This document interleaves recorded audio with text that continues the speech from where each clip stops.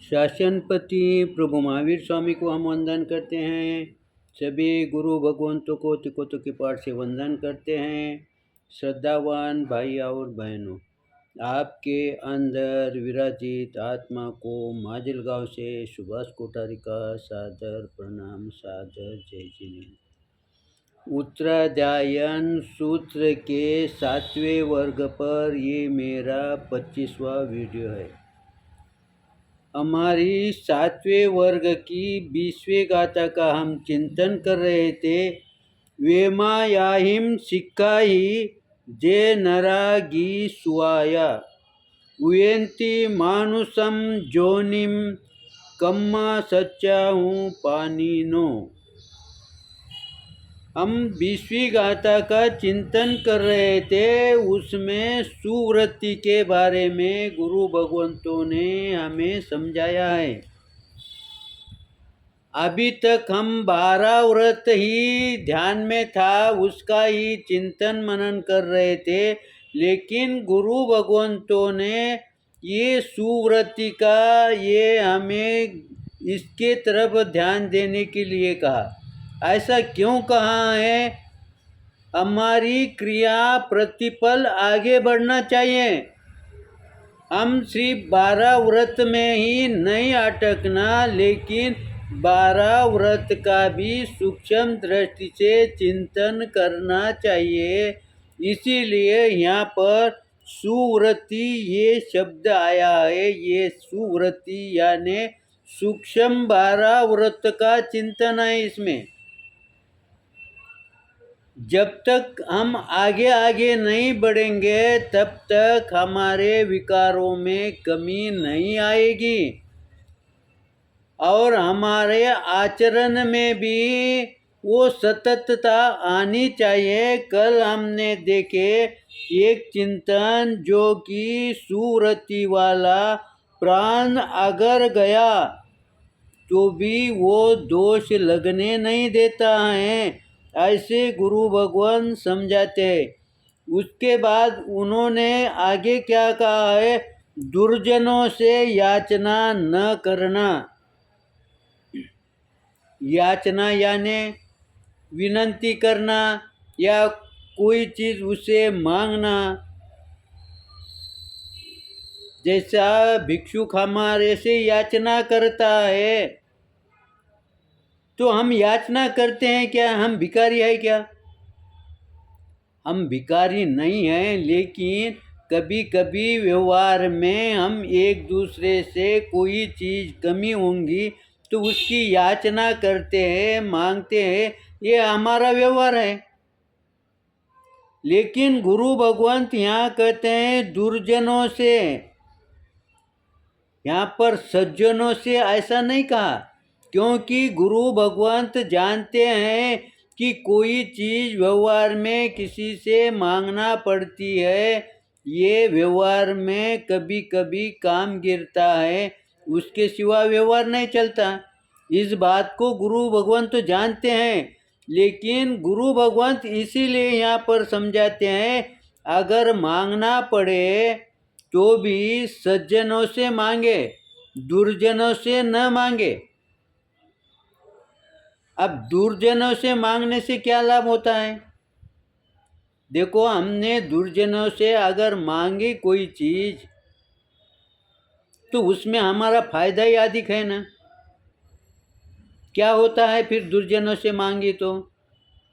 लेकिन गुरु भगवंत कहते हैं वो क्षणिक लाभ होगा। दुर्जनों से तुम कोई चीज़ मांगेंगे तो तुम्हारा क्षणिक लाभ होगा, लेकिन अनंत समय तक वो दुखदायी होगा। कैसे दुखदायी होगा?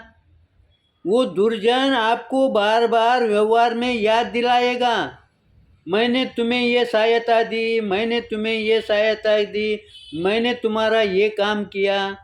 वो बार बार आपको टोकेगा, और जब टोकेगा, जब याद दिलाएगा, उस समय वो हमारे आजू बाजू में कौन है इसका ध्यान नहीं रखेगा।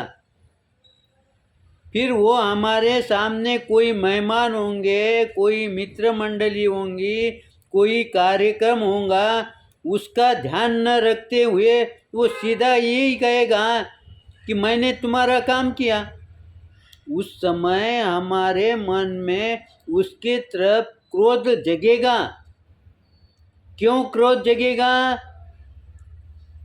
क्रोध इसीलिए जगेगा कि हम ध्यान देते हैं कि मैंने इसका 10 बार काम किया और इससे मैंने एक ही बार काम में लिया इसे, तो ये 10 बार मेरे को टोक रहा है, तो आपका क्रोध जगेगा। इसीलिए गुरु भगवंत कहते हैं हमारा क्रोध जागृत न हो, हमारी कषाय जागृत न हो।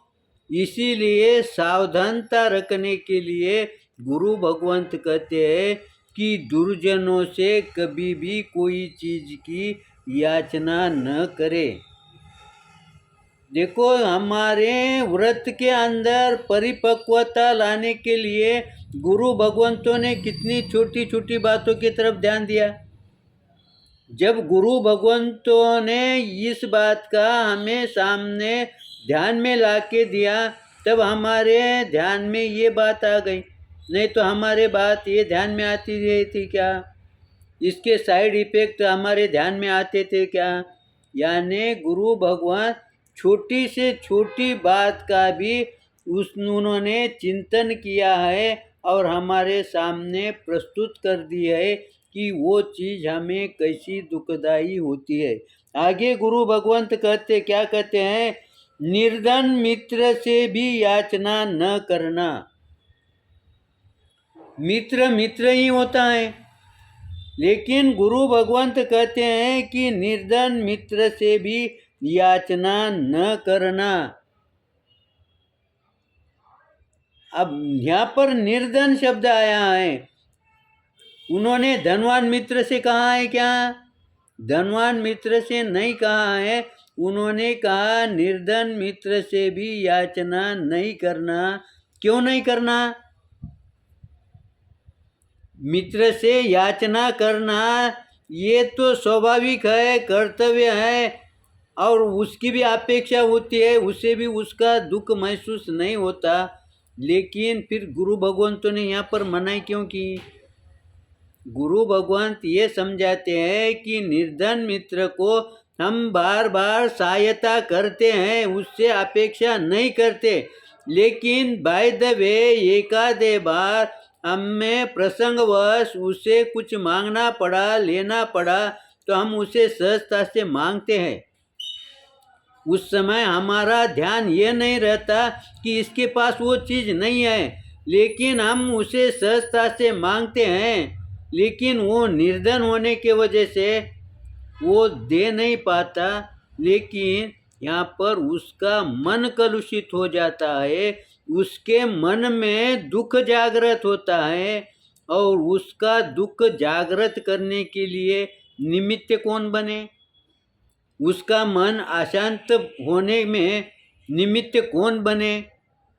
हम बने। इसीलिए गुरु भगवंत कहते हैं कि दूसरे की कषाय भी जागृत हमारे कारण न हो। इस बात का हमें सजगता से गुरु भगवंतों ने हमारे ध्यान में लाके दिया। अब इसका उदाहरण हमारे शास्त्र में आता है, उत्कृष्ट उदाहरण है। किसका उदाहरण है? जो अंतगढ़ हम पढ़ते हैं, सुनते हैं, उसमें प्रमुख भूमिका कौन है? श्री कृष्ण की भूमिका है। और श्री कृष्ण का मित्र कौन है? सुदामा है। तो सुदामा का से भी कृष्ण ने बार बार कोई याचना की है क्या? अब ये बात हमारे ध्यान में कब आई है? इतनी बार हम श्री कृष्ण और सुदामा के बारे में सुनते आए, लेकिन ये बात हमारे ध्यान में नहीं बैठी। लेकिन जब हम ये 2 लाइन का चिंतन करते हैं, तब हमारे ध्यान में आते हैं कि हमारे जो प्रमुख नायक है उनका आचरण कैसा है। उन्होंने कितनी छोटी छोटी बातों की तरफ ध्यान दिया है। उन्होंने अपने गरीब मित्र से सहायता ली नहीं, लेकिन कभी भी उन्होंने मैंने तेरी सहायता की है, ऐसा उन्होंने उसे जताया भी नहीं, उसे याद करके दिलाया भी नहीं। इसीलिए गुरु भगवंत कहते हैं, जो निर्धन मित्र है, कमजोर मित्र है, उस मित्रता के संबंध में खटास न आ,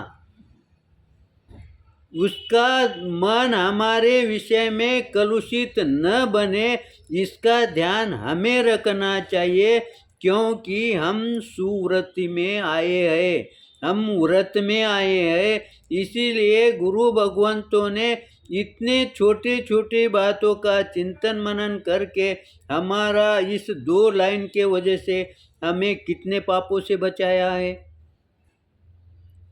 पाप दिखने की शुरुआत छोटी दिखती है, लेकिन आगे जाके वो कितना बड़ा रूप धारण करता है। इस तरह से समय को देखते हुए हमारे चिंतन के अंदर कुछ विपरीत आया होगा तो आप क्षमा करेंगे, सही आया होगा तो लाइक करेंगे, शेयर करेंगे। इसी आशा के साथ ओम शांति।